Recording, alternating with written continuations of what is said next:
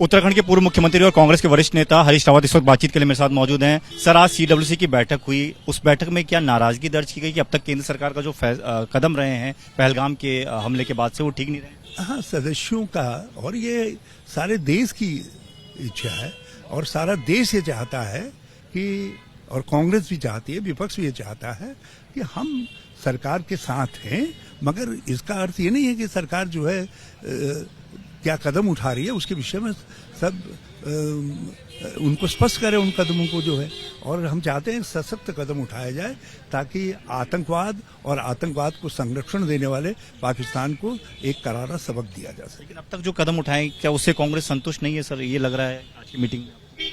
हम आपसे पूछना चाहते हैं, देश से पूछना चाहते हैं कि आप संतुष्ट हैं अभी तक जो कदम उठाए गए हैं?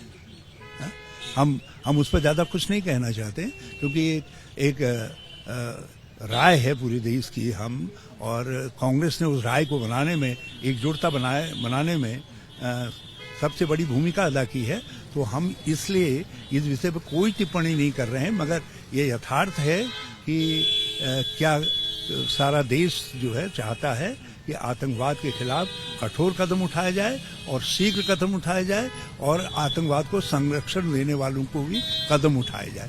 हमको अब बात करने का नहीं बल्कि एक्शन का समय है। सर, हम कदम उठाने की बात करें, पाकिस्तान की तरफ से नेता जो बयान दे रहे हैं वो बड़ी बड़ी बातें कह रहे हैं, फिर अब पानी रोक देंगे तो खून की नदी बहा देंगे। बिलावल भुट्टो का बयान आया। देखिए, वो बौखलाहट में क्या कह रहे हैं उससे हम नहीं जानते, लेकिन भारत अपनी गरिमा के अनुरूप गरिमापूर्ण तरीके से ही एक्शन लेगा, और लेकिन राष्ट्र की सुरक्षा को ध्यान में रख करके जो भी कदम आवश्यक है वो कदम उठाए जाएंगे। और आतंकवाद के खिलाफ आज तो पूरा देश ही नहीं, पूरी दुनिया एकजुट है, और हम चाहते हैं कि ऐसे समय में आतंकवाद की कमर पर सशक्त प्रहार होना चाहिए, और आतंकवाद के जो संरक्षक है पाकिस्तान, उस पर भी निर्णायक प्रहार होना चाहिए। जातिगत जनगणना को लेकर सर सीडब्ल्यूसी की बैठक में चर्चा हुई है, क्या कुछ निकल कर आया?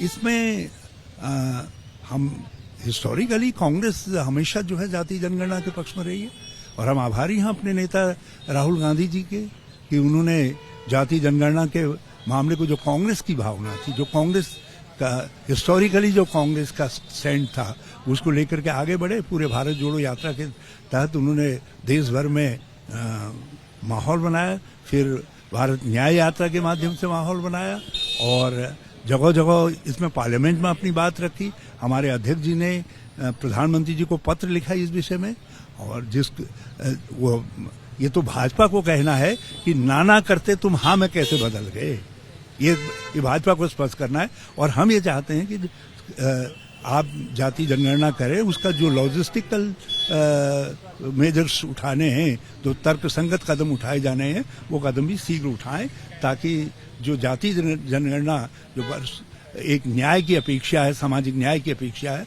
वो पूरी की जा सके। आखिरी सवाल, नेशनल हेराल्ड मामले में आज नोटिस जारी किया गया है, जो जिनको आरोपी बनाया गया था, खासतौर पर सोनिया गांधी और राहुल गांधी। ये इन एजेंसीज के राजनीतिक दुरुपयोग का इससे और बड़ा कोई उदाहरण नहीं हो सकता है। ये एक नग्न दुरुपयोग है और उसका ये ज्वलंत उदाहरण है, इसकी निंदा की जानी चाहिए। धन्यवाद सर। कैमरामैन मनीष उनियाल के साथ Deepak Singh Rawat, ABP news, Delhi. For exclusive and insightful videos, subscribe to our new channel ABP Live Premium.